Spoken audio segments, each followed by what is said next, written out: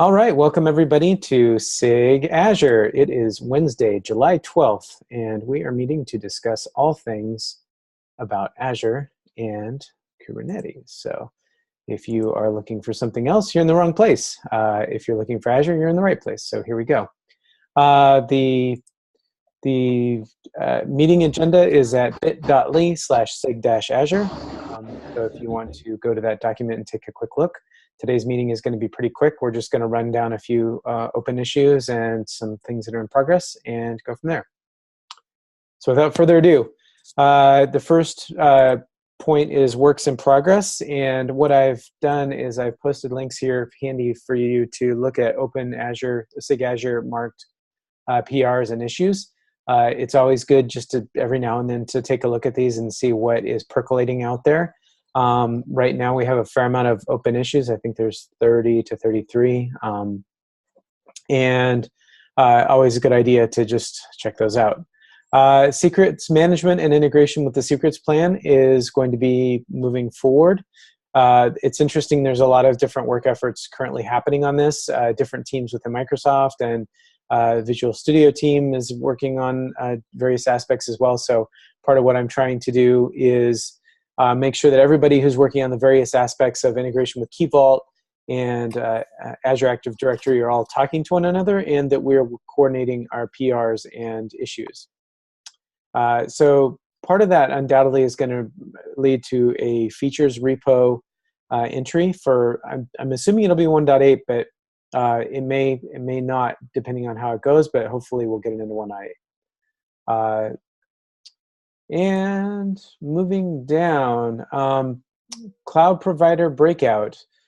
This is now getting a little bit wider vision and traction. Essentially, the things that I've posted here, there's one example, which is the Mesos breakout. There's also Rancher Labs has a breakout that is actually written by Siddhartha Mani, the guy who wrote the original proposal and is driving that forward. So I'll find a link to the Rancher breakout, but the cloud provider for Rancher actually lives in the Rancher repo.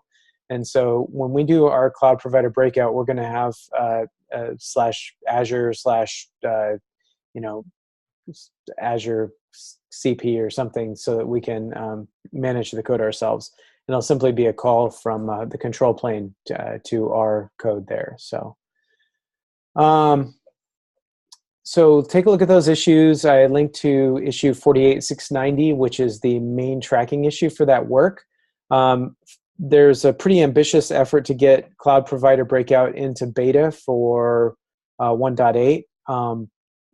While I'm seeing a lot of people interested in that work and talking about getting it done, I don't see a lot of work actually getting done. So I'm going to be tracking that closely. I'm not exactly sure if that's going to hit beta in 1.8 or not, but I believe we need to stay ahead of that and on top of that curve. And we're looking at different groups within Microsoft and elsewhere that we could leverage to get some of that work done.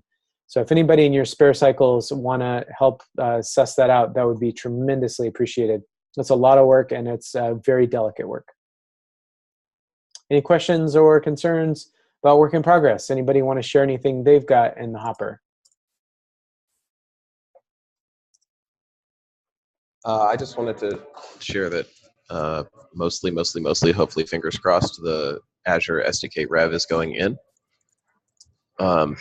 And then after that, I took a look through the managed disk PR, which is based on that, and I am okay with and ready to merge it. But if anyone else wants to take a look at the managed disk PR, please do so in the next few days, and we're going to try and get that in. I will link to that in the document. And if you click on the pull request for Azure, it's in there. Great, thanks, Brent. Right, so PRs needing attention review. We're not going to go through these in great detail, but I just wanted to point these out. Docs pull 4082 is a change to some Azure-related documentation regarding services and how you annotate the load balancer IP stuff to get internal load balancer. The 47660 is the secrets work, and 48670 is an interesting thing that Jason Hansen has brought up related to this issue that we've seen with nodes taking an excessive amount of time to get into ready state. Do you want to talk about that real quick, Jason? Yeah, this popped up internally, and it reminded me of, I think, a conversation that we had back in the 14th of last month. And I think, Sylvan, you brought it up, but it looks like if the underlying TCP connection ends up getting screwed up either because a master crashed or, say, a load balancer went away, the nodes will all kind of go into not ready state for like 15 to 17 minutes, and then the kubelet will reconnect and everything will come back. And it just reminded me of the issue that you had potentially with nodes going into not ready. So I wanted to highlight that. And it looks like some work maybe going into client Go to change the way that the TCP connection to the API servers happens. And it looks like it's kind of across the board. So there's a bunch of folks who are seeing this on AWS, various other configurations. I'll try to see if we could turn in the PR manually in our stack to see if it actually helps. To be honest, I haven't really seen it for the last maybe month or the last time I discussed it, so I'm not too sure. So maybe something occurred on the Azure side. I'm not really seeing any errors about my API being throttled. I know that when I used to log on the portal, I used to see messages about your requests have been throttled. So I wasn't we had too many Kubernetes cluster running, and then this was causing the throttling. I don't know, but I haven't seen it, so it's hard to tell now. Okay, cool. Well, hopefully I did not just jinx you, so I apologize.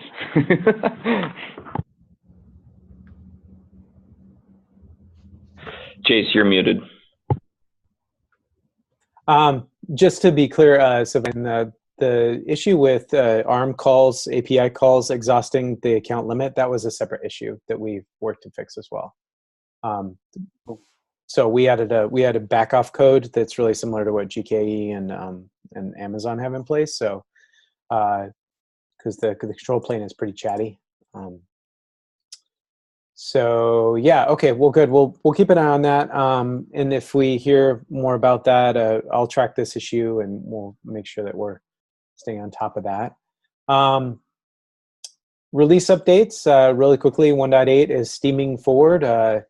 The release team is organizing. If you are interested in a release role and want to know more about it, you can definitely contact me and I will fill you in. There's also a spreadsheet available. Let me see if I can find that, where nominations are happening for different roles. And I've done a link to that. Self-nominate if you're interested in getting involved in the release process. If you do, just be mindful that it's a relatively big commitment in some cases, but I think it's an absolutely fantastic thing for us to get more involved in. Yeah, and whoever's taking notes, Anonymous Giraffe, thank you from the bottom of my heart.